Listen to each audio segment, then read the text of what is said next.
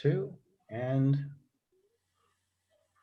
Howdy ho, friends and foes, and welcome to Dad's on Life, your weekly episodic show about parenting from a male perspective.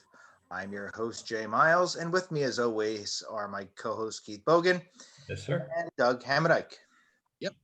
We have no idea where Chad is. He probably is lost somewhere in the woods in Colombia again, in the forest of Colombia again, or out with his family or something. We don't know exactly where he is. He did just message in and say he would not be participating today. Hey, there you go. But yeah, he's been on vacation with his family for, well, sort of vacation. Hopefully he'll be bringing them back with him soon, but we shall see.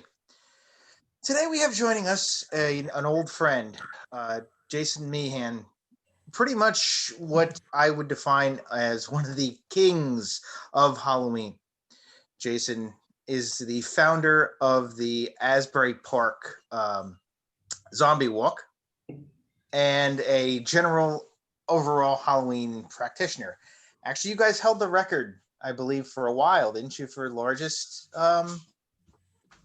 zombie walk? Yeah, twice we won the Guinness World Record for the largest gathering of people dressed as zombies, because for some reason that's a Guinness World Record. We didn't originate it. It was already an existing record, but we took it in then and then again right after Hurricane Sandy. So what constitutes the record? I'm curious. What is the record? What does that represent? What are we talking about here? Record was it was a group gathering record for the most people dressed in zombie costumes. And the record the second time it was just over 10,000 people, or just 10,000. Now it's, I think, over 16,000. Yeah, 15 something. It's like San Diego, Chile or something like that, I believe I read earlier today. So you should have recorded all that so you could sell clips of the recording to all the zombie movies they make over time. There'd be plenty of stuff in there. You can make a fortune. We actually had a couple filmmakers a couple times come out to the event and just use the chaos going on the boardwalk in Asbury Park as background footage for, like, you know, B zombie movies, homemade zombie movies.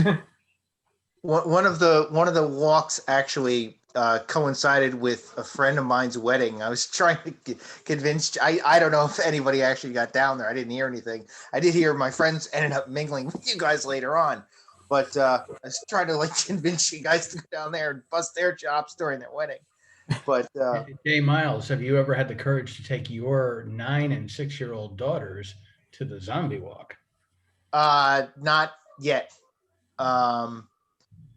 Yeah, considering Delana is going to be a dead ballerina, that's a thought process. That's in my thought process for next year, possibly. With Sadie being 7, I think she will be able to handle it.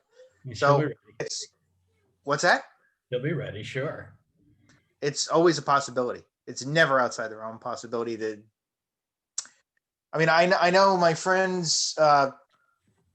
My friend Matt took his daughter. She was probably 6 the first time. So yeah, it's in the wheelhouse for sure. So anyway, obviously, with that said, we're going to be talking about traditions of Halloween, things like that. I know for some people, obviously, maybe not this year, but there's always a lot of partying. There's always a lot of Halloween food that is involved in it. One thing I may actually pick up on and try to make, actually, speaking of Zombie Walk, it was the show I watched was, her name is Damaris Phillips, and she's a cooking show based out of Kentucky, I believe. She's from the Louisville area, and she made a red wine, basically, it's spookatini, she calls it. She takes bucatini pasta and cooks it in combination of red wine and water. And so that may be something I might actually play with next week. We'll see. Halloween's also big because my parents' anniversary. My parents were married on Halloween in 1970. So, Considering, so considering I'm the divorced guy in the group, I'm the one who should have gotten married on Halloween. That would have been most fitting, don't you think? it actually originally that was when we were getting married as well. That was the day that was open. The day we wanted the 7th, November 7th, wasn't open. The next day we found out that we booked it. We found out it was, so we took the 7th instead of taking Halloween because of my parents. That was my thought. Not even of getting married on Halloween. Never even crossed my mind. It was just another day. Probably would have been more entertaining if we would have gotten married on Halloween. But who wants to kick us? Jason, you're the guest. You want to kick us off? Sure. I mean, it's funny. My best friend's getting married next weekend on Halloween. Not coincidentally, she's totally having it at home, but wants to have her anniversary be Halloween because that's her holiday. Just so wrong. Oh, A friend of mine was supposed to get married the week after the set. He's supposed to get married the same day as our anniversary. Actually, he is getting married. So it'll be a vow renewal and reception for him for next year because they can't do it this year. So it's a lot of that going on, I'm sure. Mm-hmm. So I'd like to know Different this. Halloween. We didn't talk about this last week. Jason Meehan, you are obviously an expert on the subject. And Doug, you do a lot of decorating and you're really big into it. I whined a little bit before the recording started about how I don't think that most people even remember what the origins of the holiday are, and that it's become a Madison Avenue creation. Can somebody educate me? Because where the hell did this all come from anyway? And what would you tell your kids about where it came from? The history that I've hung on to the most was that it originated as a Gaelic holiday and like a Wiccan holiday in Ireland. They call it Samhain, or more or less a pagan holiday that was to celebrate the right before the winter started, and it wasn't about ghouls and ghosts that kind of evolved later. It was more about harvest and trying to have a good crop and remembering, I think, the dead. And there's also South America and Day of the Dead in Mexico, and they have that time of year as a strong, I guess, spiritual time of year to recognize the dead, and that they can kind of cross back into the land of the living to pay respect or to visit their descendants, their children, their grandchildren.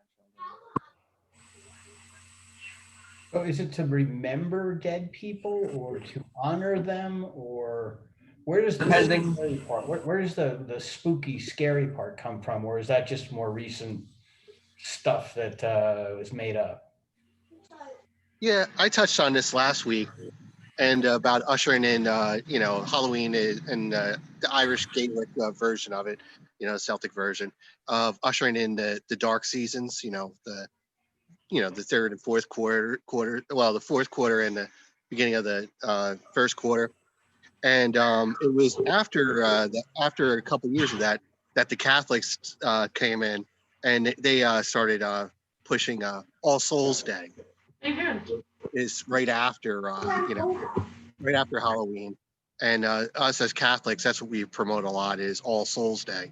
And that's what I was asking about. Where did it necessarily, like, the Satanist part come in, and why it's all of a sudden like we got treated as so evil, and when did it become this evil part? And growing up, I was saying, for me and my kids, yes, we treat Halloween as a Hallmark holiday that we enjoy. We love to spruce up the house, put up insane amount of decorations, and go out trick-or-treating in convention. As well as I did as a kid, but as part of a time, my parents did think it was a satanic holiday, and we did not celebrate it. but we did do at the church. We had our own, which still in its own right, it was like, well, you're still doing it on the same day, and you're just not calling it a Halloween party. We're not getting dressed up, but we're still having, you know, a celebration. You know, so I was like, all right, well, I see what you're trying to do, but how effective it was, you know, but a lot of people turned up. I mean, we had like 50, 60 kids do it. So, I mean, for a while, you know, we fell into that as well.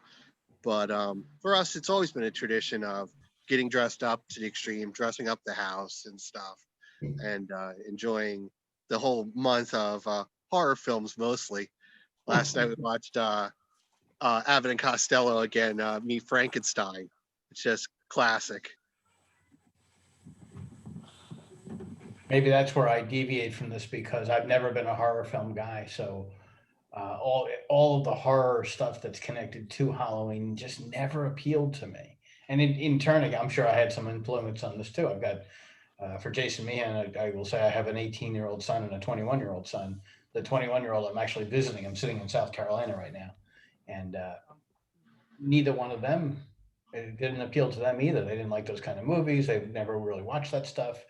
So the holiday never really appealed to any of us. I mean, when they were 6 and 7 and 8 years old, they dressed as Superman or something like that. But and their mother would drag them around the neighborhood and they'd get candy, and but there was never any meaning to it. So they by the time my kids were 10, they weren't doing it anymore by their own choice. Uh, Doug's kids are teenagers, so and they're still getting into it big time. So it's just a different upbringing, I think.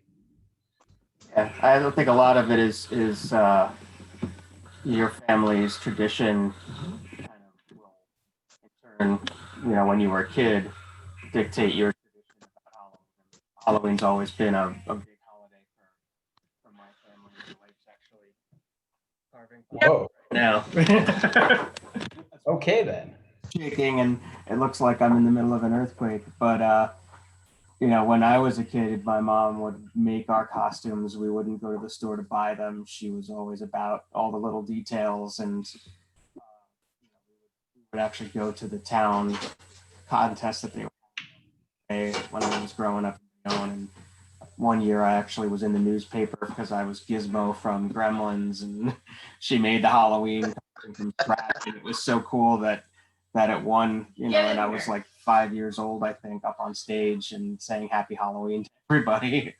But we always had a party. We always had decorations inside the house, outside the house. Always went pumpkin picking, you know, lots of activities, all the fall activities. And so for us, that's what Halloween became. And you know, now my house is decked out. My sisters, they both houses. We're excited, even though COVID is possibly gonna, you know, make trick or treating a different thing this year than it's been in the past. That it's actually on a Saturday that we can get all of our kids together. Every Halloween that they've been alive. Yeah, similar to Jason Meehan, my mom made all our costumes as kids too, and did all the local circuits, and we won some awards for a lion and a dragon, the Pink Panther.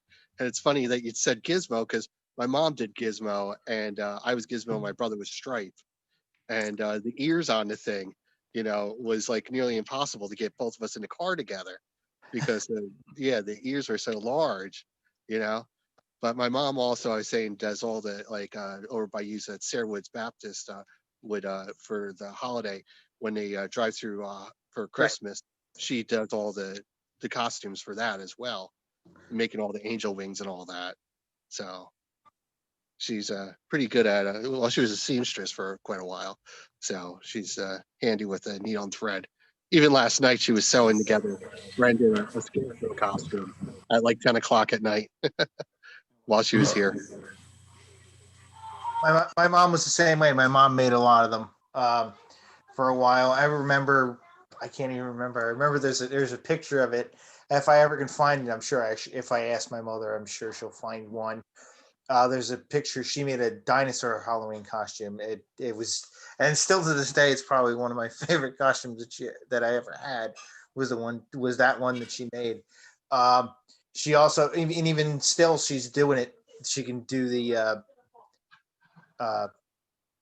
seamstress stuff. She actually she didn't make my niece's 8th grade dinner dance dress, but she definitely did a lot of work for it.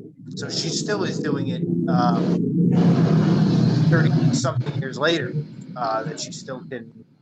She's still very handy with the needle and thread. But no, I mean, it definitely is going to be a little bit different this year, as I don't think in fact, I know we're not going to have the normal trick or treating like we would in normal years. Hopefully, like I said, hopefully this will be a blip on the radar more or less, and not a beginning of a new norm. I know that for a while, there's been a lot of people who have just put the basket out on the steps and not given up, but They're not participating anymore. right. Or parts they are, but they're not as, what's that? They're very passively participating.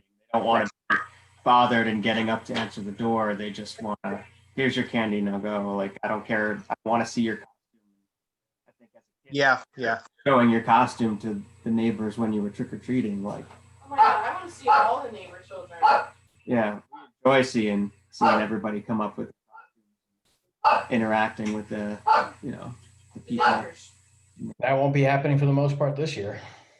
Yeah, I know. My township, they don't want you to be outside handing them out. They don't want you to make the shoots. We're probably still going to be out, or at least have the door open to be able to wave to everybody. But my wife, we picked up these treat bags that have like bats all over them. And we'll basically just clothespin them all to the fence by our gate. Have all the decorations lit. Or do a clothesline. Yeah, maybe we'll set up a clothesline or something. I was going to say, and hopefully you won't run into what I talked about earlier with the teenagers who decide to do everything for themselves. Yeah. I mean, hopefully that won't end up happening, but we only get like 10 or 12 by anyway, because we're in a pretty small street. We have a piece of PVC pipe outside that I might tie down to the rail. Brought this up about tying it down to the rail and shooting them down it, which actually is a really good idea, I think. It definitely gives you enough distance, and at least, I mean, you still can get up and go outside and see the kids and things like that. I think that's a generally good idea. I know my niece actually went to a Halloween party yesterday.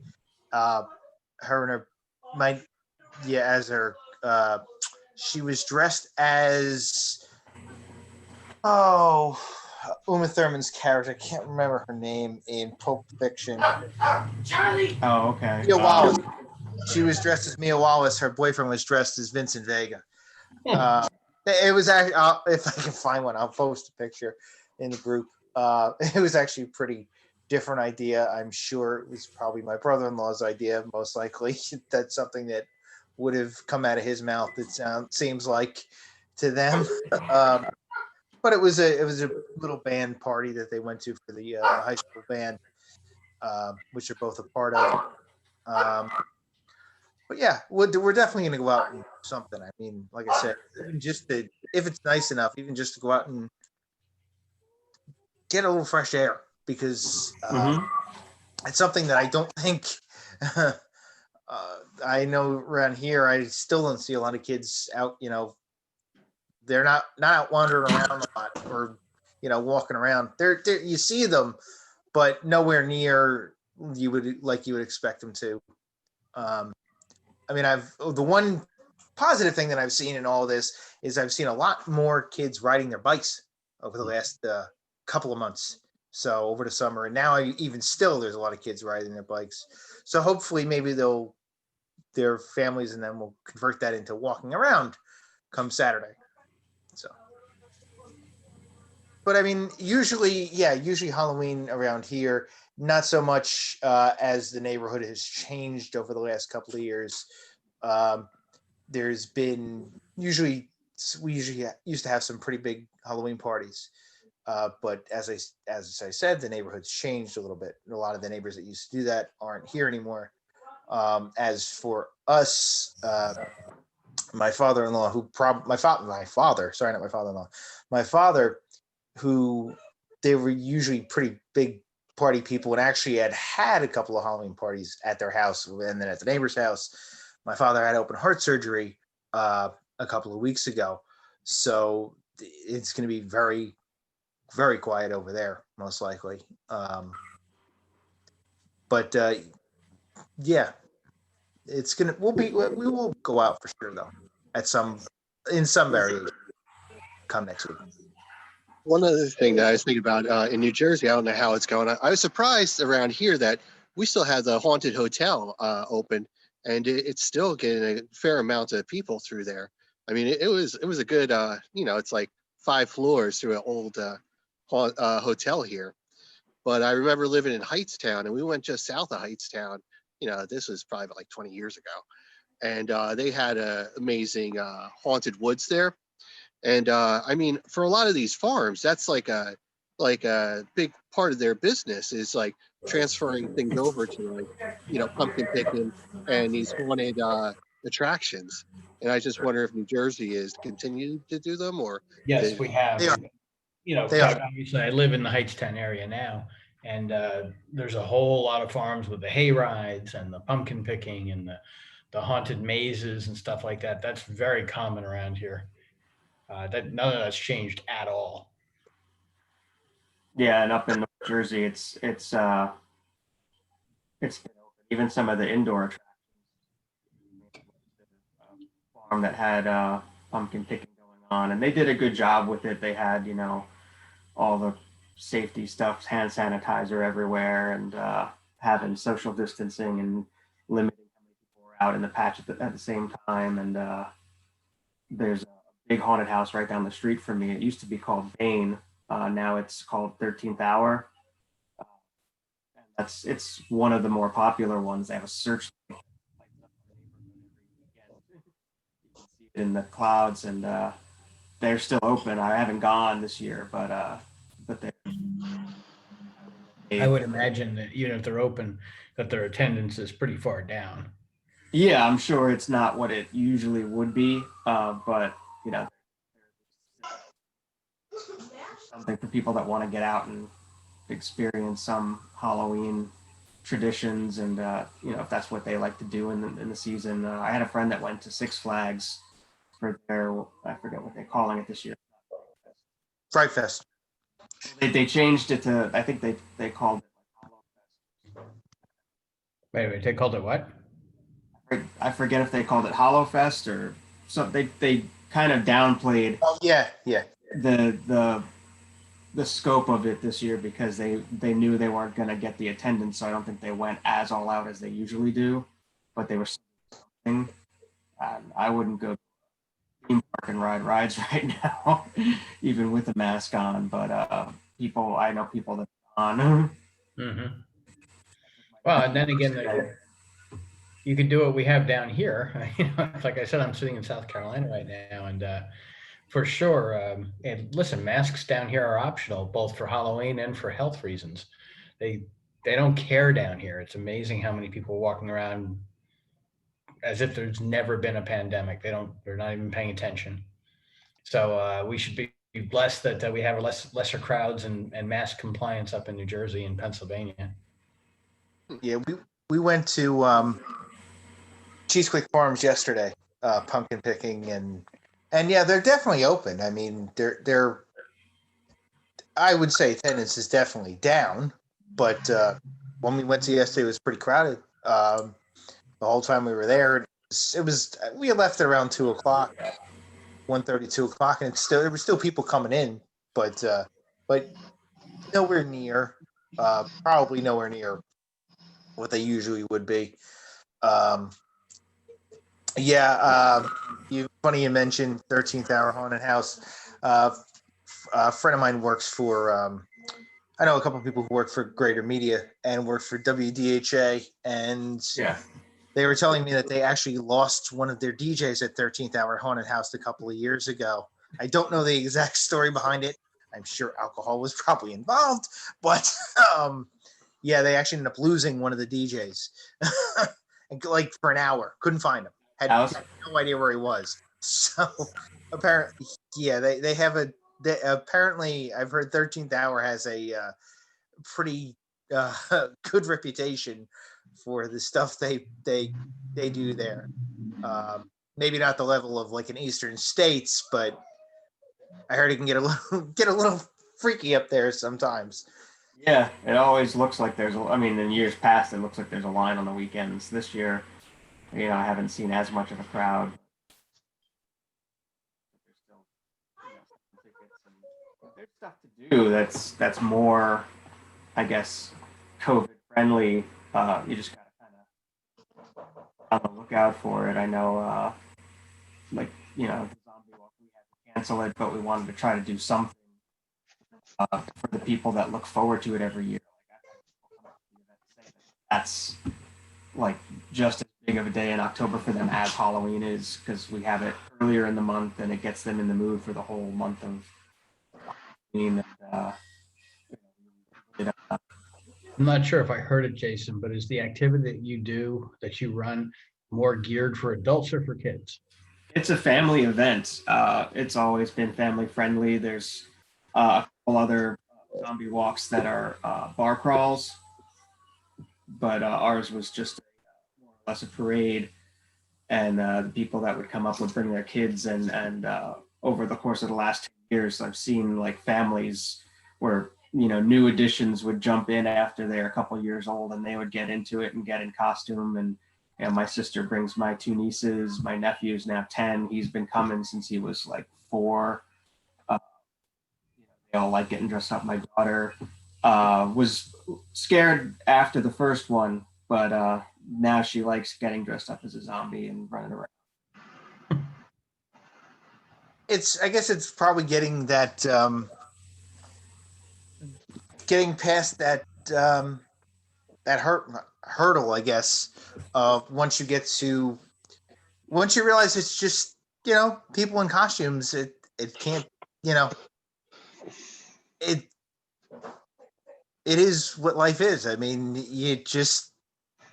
it's meant to be scary, but not exactly scary at the same time.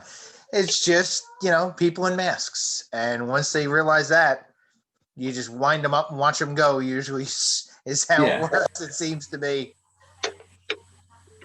And so But I would love to kids like getting scary.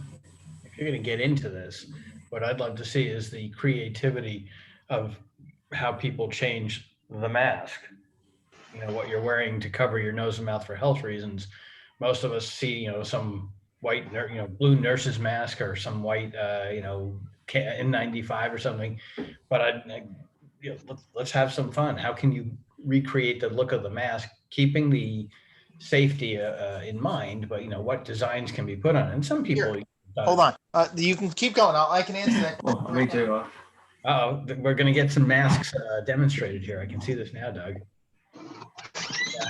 But that's what I would hope to see is, especially for the kids, to show them that we can have fun with those masks. You saw this one, right?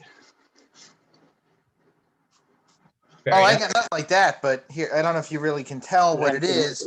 Has the mask inside. Yeah. Keith, can you see that? Yeah. What it is? Yeah. They designed them pretty quick. They came out over a month ago with the different colored, and there's a black one also floating around here somewhere. It's got there you go. There's definitely some creativity for sure with those. I mean, as soon as people started going to the actual cloth masks that are the like cotton material, design ideas would just has gone nuts. I mean, I've seen a lot of hand designs too. Like I've seen just people and there's people who have the gaiters, and they'll I've seen a couple literally they probably just take some fake blood, put their hand on it, go like that, and they'll walk around with the hand splatters on the gaiter and things like that. So the creativity is coming with it, once we moved away from the nurse masks, essentially. It moved to, you got your creativity coming in pretty quick. I mean, it happened really quickly when as you had sports start to come back into the realm, then you started getting team masks with labels on them. So I mean, it wasn't much of a stretch for them to start designing Halloween ones at all. Yeah, the hard Here's had a plastic. whole section. I was gonna What's say that? the hard. Well, yeah, and I still recognize the fact that there's a lot of value for the dressing up and the not so much the scary part to me, but the dressing up and the creativity and the artistry for the kids. Teach them about all that stuff. Uh, I could easily do without the spooky, scary stuff, but the creativity can be really outrageous. And I'm sure if I ever got to your event in Asbury Park, Jason, that would be, things that none of us would ever dream of, because the creativity out there would be so great. That's the best part is people coming up with a costume, because just like with a Halloween costume, you pick out, movie character, historical figure, whatever you could think of, and put the word zombie in front of it, and you have a whole different twist on that costume. We've had people dress up as Billy Mays, but as a zombie. And Governor Christie, and a couple years ago they had Hillary and Donald Trump as zombies debating each other, and they had podiums that they carried around with them, and they would stop on the boardwalk and start debating in zombie tongues. It's just it's fun to see where people's imaginations go, and on Halloween it's fun for that too, and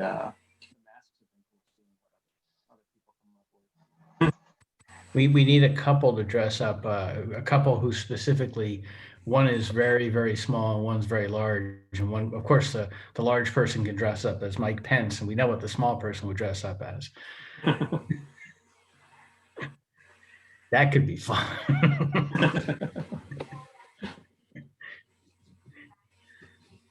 Doug, you look like you got something to say there. Oh no, I'm just walking around. There was, I know there was a friend of mine put up a picture, I guess, from a few years ago from the Asbury Park Zombie Walk. She was dressed as a waitress, and I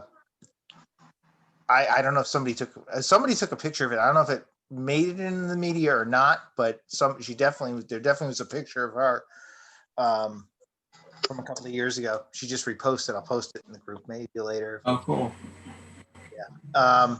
Yeah, there, and I know I have a ton of friends that have been to Zombie Walk.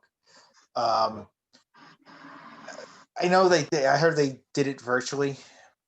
Yeah, this year, and instead of having it just be flat out canceled, I tried to just think up a couple things to do through the internet and at home, and still feel like they were doing something Zombie Walk related, and doing a Zoom would have been just total anarchy.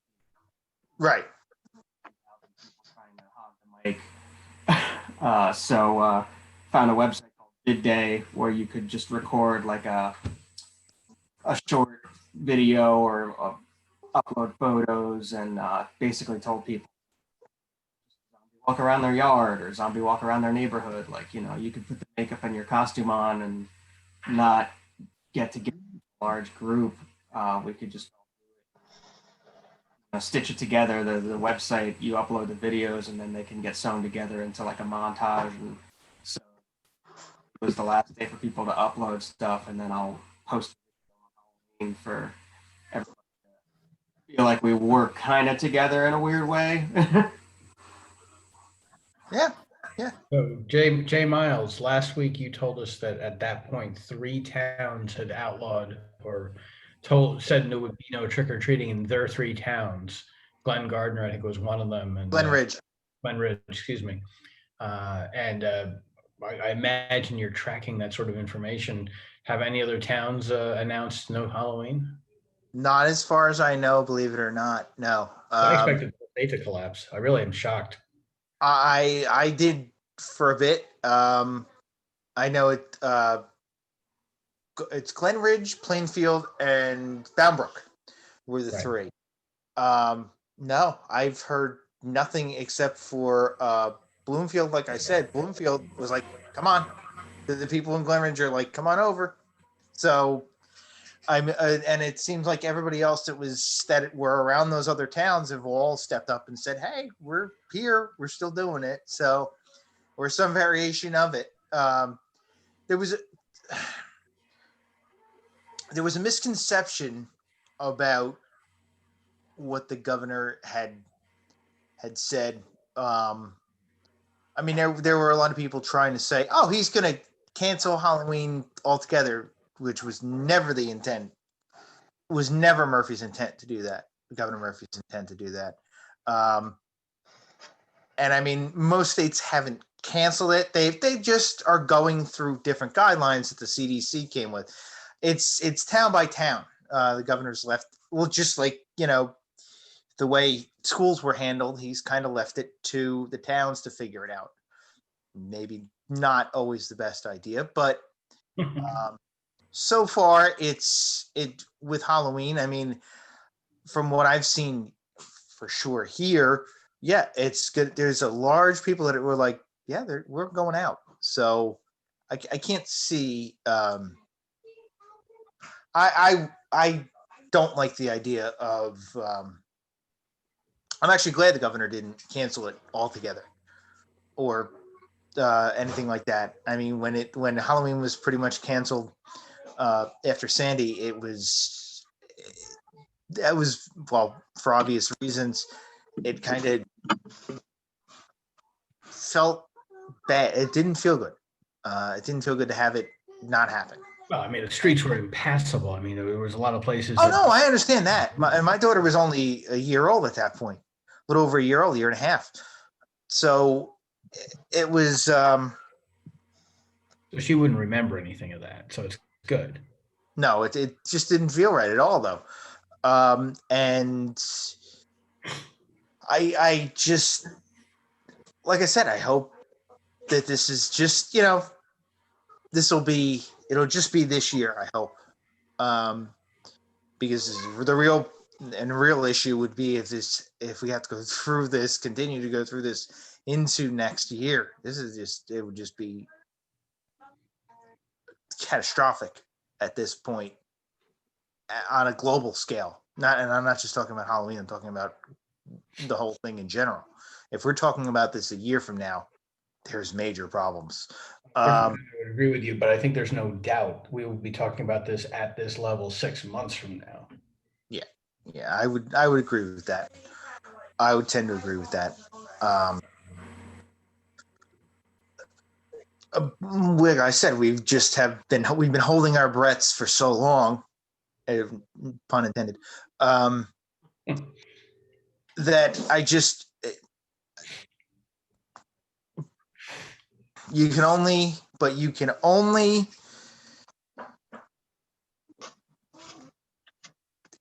fight something so much and avoid it so much before you have to understand that by having people live in this compromised situation for so long, eventually you're going to get reactions to it and dealings with it that you don't want to deal with. You have to start to loosen things up a little bit. And hopefully we'll see what happens this weekend. Hopefully things will go smooth.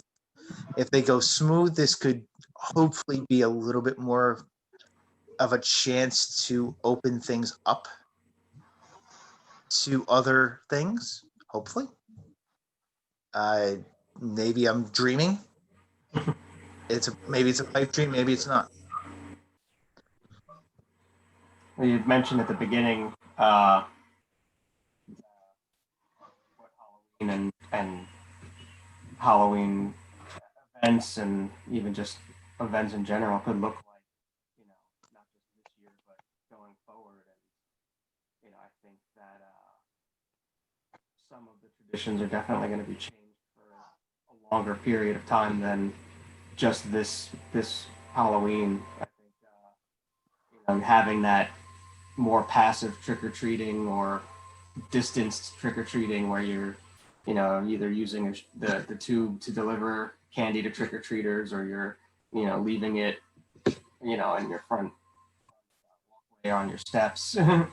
That's going to be something people are going to need for a comfort factor for a while, because this pandemic's really changed the way people look at what is safe and what is clean and what is good versus what is bad or what is dangerous. And they're going to have gatherings again at some point. I don't know if the event that I've organized is going to ever be the way that it was again, at least not for, definitely wasn't going to happen this year. And I knew that right away, but I don't know if it can happen. Gatherings now at what, I think 500 people in New Jersey. Something like that, yeah. There's might be Gathering. more than that. So for events and even like concerts, like I'd kill to go to a concert again, but not being able to do stuff like that, I think is going to be a problem for like 6 months, but probably longer than that, which sucks, and it's hard to be, That's a good way of putting it. Sucks. Yeah, that's a good way to put it. You mentioned that I've tried to avoid some of the thoughts that I've heard that possibly not until 2022. Really don't want to think about that, but that is a possibility. That's all you can. I mean, all we can do is keep plugging along, keep trying to get through this as best we can. Mm-hmm.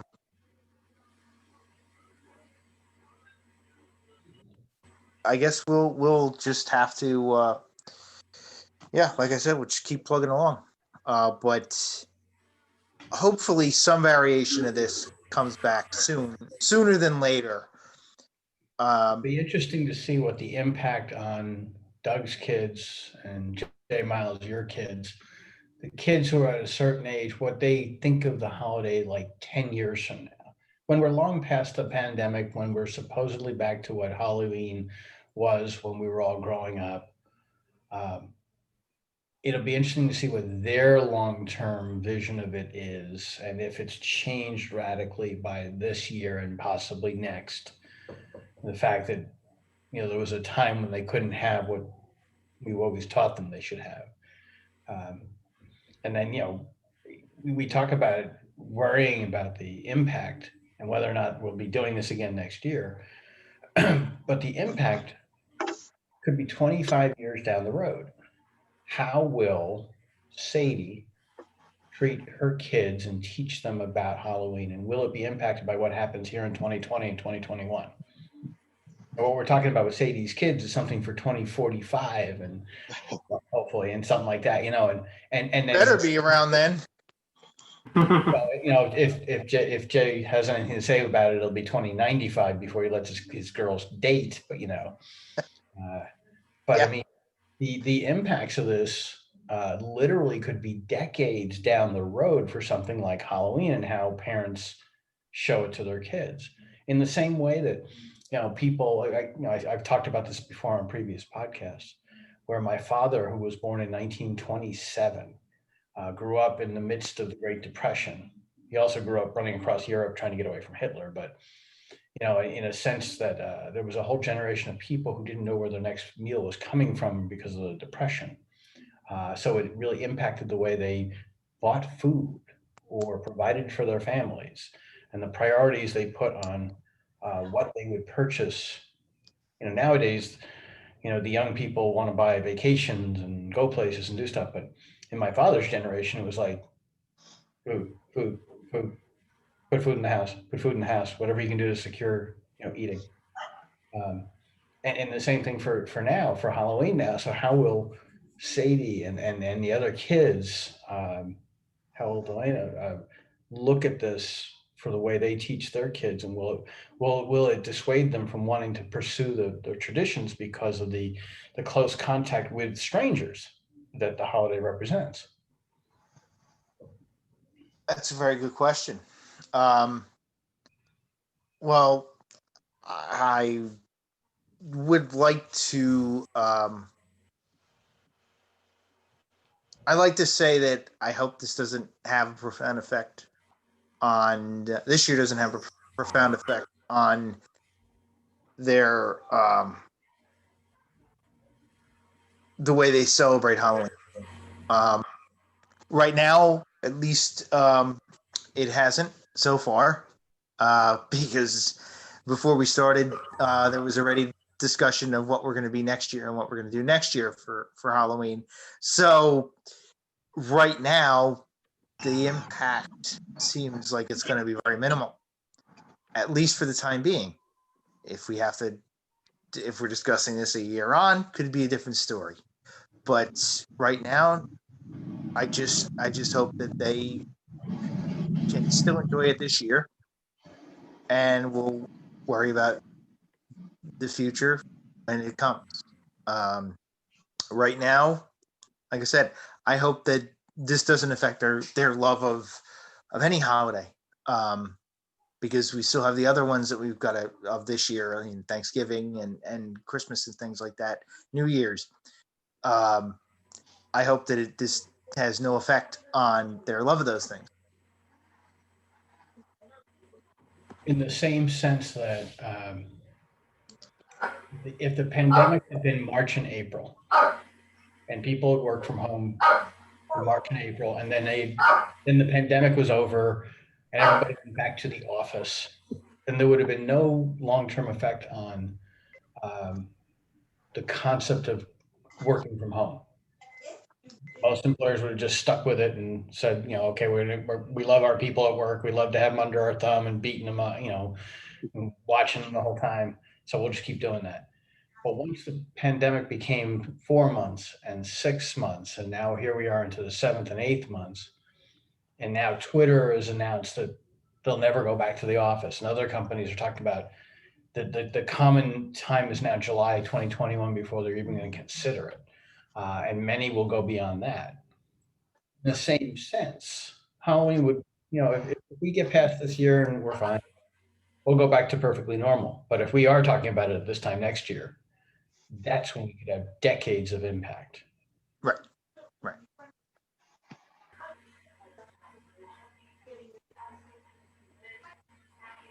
I can see Doug is gearing up. He's starting to pull in his fishing rod. He's about to say something else. It's coming. Yeah. No, I just I'm gonna do like I said in the last episode, chalking the sidewalk every 6 feet, so people understand the distance, and hopefully they stick to that. I technically will not be here. I am gonna do either the clothesline technique or have like little crosses out in the yard here, and hang up 100 and something piece of candy, because that's what I bought. And as to my kids, they're disappointed because they were talking about having a Halloween party this year. In a long tradition, me and my wife used to do a lot of Halloween parties, and have people over, or one of our friends have, and we've always gone to Halloween parties as adults, which Keith is not we know, the hugest fan of. But like Jason was saying about his parents getting married, one of my good friends, Jack, he invited us to a Halloween party, and everybody got dressed up, and it was one of those things where nobody knew except that we were at a VFW and the doors wouldn't open. Finally, the doors opened up and we walked inside and all the chairs were set up, and he was having a wedding, his wedding, and people were called out of their seats to, up, and he had the ratchets and they were all dressed up like skeletons and they played and they rocked on, So my kids were excited and they wanted to do some kind of Halloween party this year. And, thinking it through and, well, we thought about all these cool ideas, but obviously we were never going to be able to do it with COVID. So, I mean, maybe next year, sure. But as to that disappointment, they haven't really seen any. And my kids are great fans of the mayor, and they were some of the first ones to start questioning her. Is Bath going to be able to do it or not? And luckily, she came out and said, yeah. And that news got picked up on the Philly news, and she was actually out there saying, well, we're going to try to do as many things that we can to tell people to stay apart from each other and all, but Bath will continue. But our parade was canceled. And we love the parade because we have a long history of building these awesome floats for the Cub packs.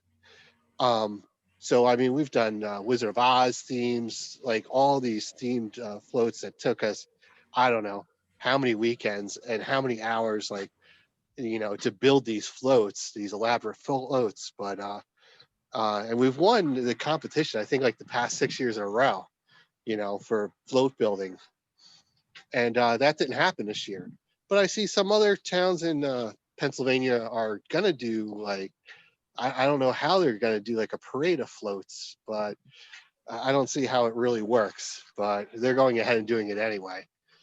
So that's disappointing, for the kids and stuff. And it's always fun to build and do these things, but we're not able to do that this year. So, hopefully, like we said, we return next year and go back to these traditions. Uh, you know, and I think my kids are pretty happy and well spirited about it. They're getting geared up, they're getting excited, they're talking to their friends about it. And like Jason said, our kids are very outdoors, so they're constantly outside. And now the new thing is the pump track they had to go out and get new bikes and stuff. So yeah, they're very outdoorsy, and you could see some of the other kids. And like I said, in the last episode, I would say in our town, all the houses that decorated last year all have decorated this year, except for one. And they always have an extremely elaborate uh, house that there's no activity there, which is very disappointing. But other than that, all the other houses are well decorated. So I think that it hopefully goes on without a hitch. So I don't know. Jason, what are you doing for Saturday?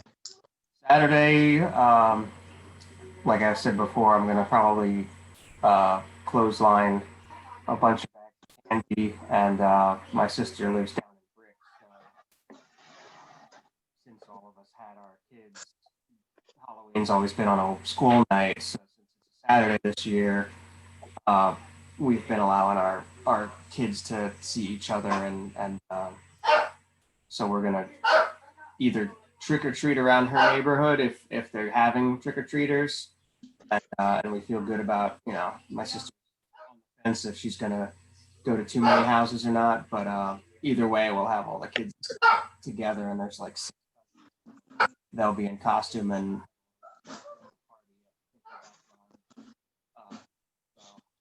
We'll end up doing both, do a little trick or treat, and then they'll all get to have fun in their costumes. And some of us parents will have costumes, sisters will have costumes ready, so it'll be good. And one thing for me that COVID actually helped for Halloween is it gave me more free time to do more. My daughter and with my nieces and my nephews. Usually I'm pretty busy on the weekends in the fall, and especially with planning all of that takes up a lot of September. So, being able to go out and do more activities, went and saw her at a drive-in, went to a party last night in costume, and took my nephew to Camp Crystal Lake because it's up here Nice. in Hope, and we did a virtually distant tour.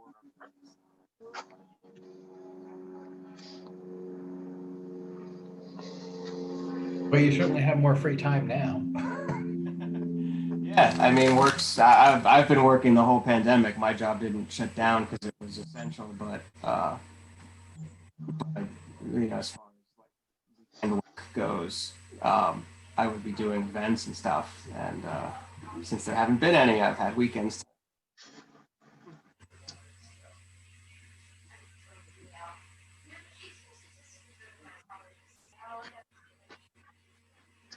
I think we lost some sound there. Yeah. Oh,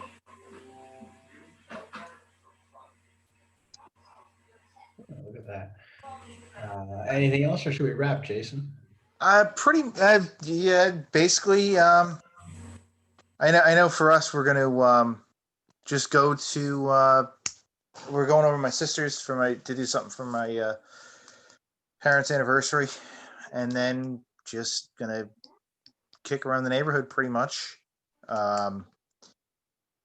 Be at home for a while, there's really just, it's a compromised year, and it's pretty much just about all we can say at this point. I'd like to thank Jason for joining us. I think Doug Invite put me. the mask back on. Yeah, Doug. By the way, the mask definitely looked a lot better. Yeah, I didn't think it out, but I could have done it a lot better. But whatever. Who knows? Maybe I'll return with something new some other time. Well, not to get too deep into it, but I think we're all going to need body masks for next week's show, since it'll be 2 days before another big event. We might want to have bigger masks for that. Yeah, I'm not really looking too forward to the next, but at least it'll be partially over 10 days from now. But as we pretty much have learned, if we learned anything, we just sit here and wait with bated breath, and that is pretty much all we can do. So from all of us here at Dad's on Life, take care, everybody.